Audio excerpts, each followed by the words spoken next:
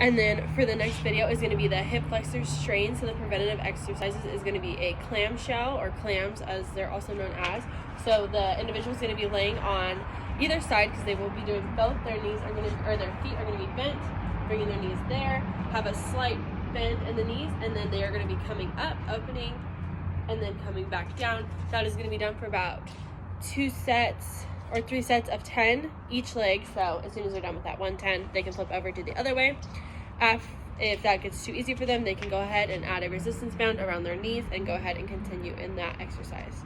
The next one is going to be mini squats. So instead of going for a full 90-degree depth, they're just going to come down a little bit and then make sure their knees are pushing out to really activate the hip flexors.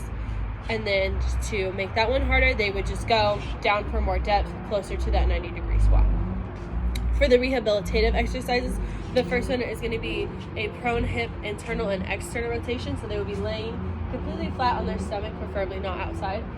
Knees bent 90 degrees, and then coming out to the side of their body as far as they are allowed to, and then back inside as far as they can go without too much shifting of the hips.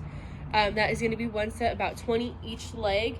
The way to make that harder would be to add a resistance band, to have someone either hold it or you hold it yourself, and then try to go against the resistance to make the hip flexors stretch out more.